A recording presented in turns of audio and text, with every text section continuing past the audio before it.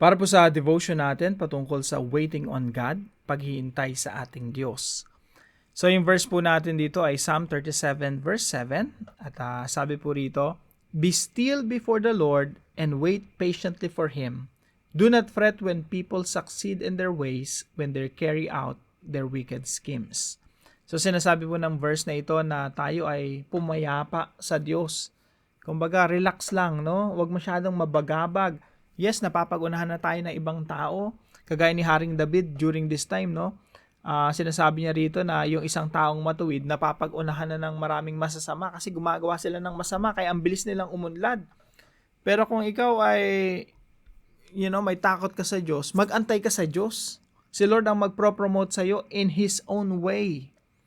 Not in the world's way or the wicked's way, but in God's way. So, wait on the Lord.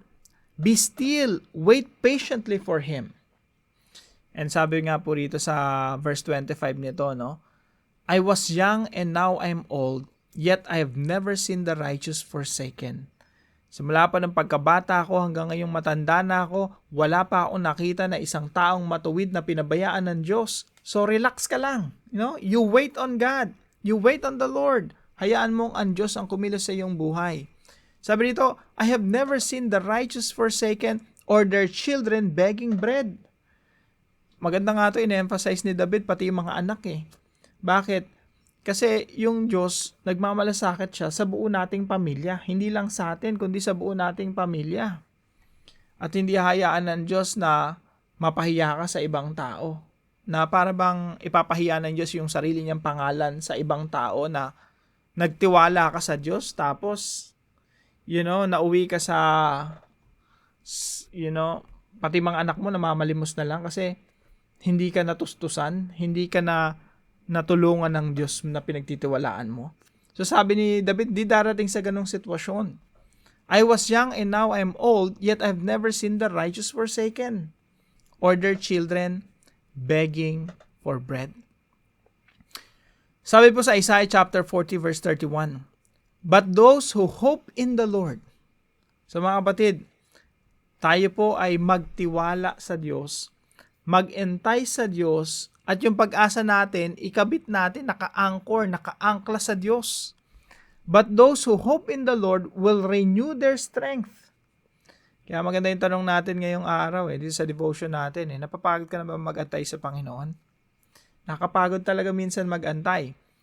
Pero sabi dito, those who hope in the Lord, silang naghihintay sa Panginoon, ay magpapanibagong lakas. Magkakaroon ka ng lakas kasi nag-aantay ka sa Diyos. Nagtitiwala ka sa Diyos. Sila'y paiilang lang na may mga pakpak na parang mga agila. Sila'y tatakbo at hindi mapapagod. Sila'y lalakad at hindi manghihina.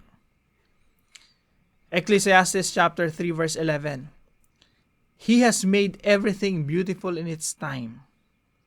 So yung Diyos po natin, sa takdang panahon, takdang oras, ginagawa niyang maganda ang lahat ng bagay. Pati istorya ng buhay natin. Walang taong nagtiwala sa Diyos ang mapapahiya. Walang taong nagtitiwala sa Diyos ang mauuwi sa pagkadismaya o disappointment. Kasi po, lahat ng nagtiwala sa Diyos ay tumanggap ng pagpapala, ng pabor, ng biyaya sa Diyos, sapagkat walang taong nagtiwala na pinabayaan ng Diyos. So, ito po yung mga puntos natin sa devotion natin, about waiting on God. Tapos, ito yung ilan sa mga application.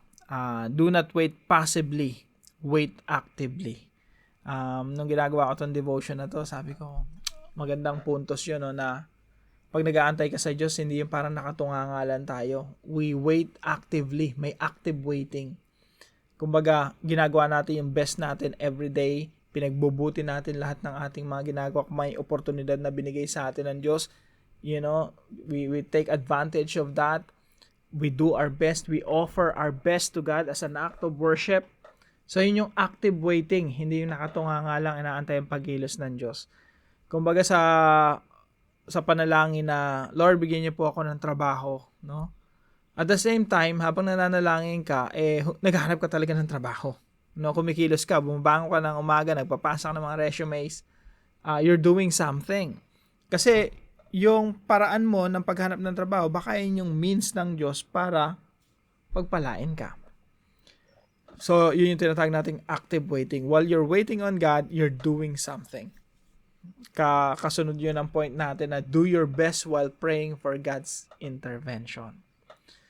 Now, gawin po nating mas personal, no? Ikaw ba ay nag-aantay sa Diyos ngayon? How do you wait on God? Is it active or passive? At napapagod ka na ba magantay sa Panginoon? Ang dami mong prayer request na 5 years mo nang pinagpipray, 2 years ago na or 10 years ago na wala pa rin bang kasagutan. So sabi rito sa isang quote, "You never wait in vain when you wait on God."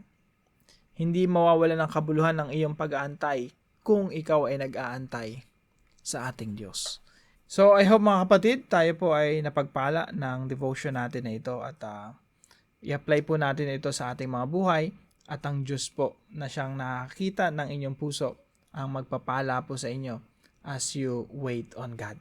God bless you po. See you po tomorrow 5 a.m. dito sa ating Daily Devotions.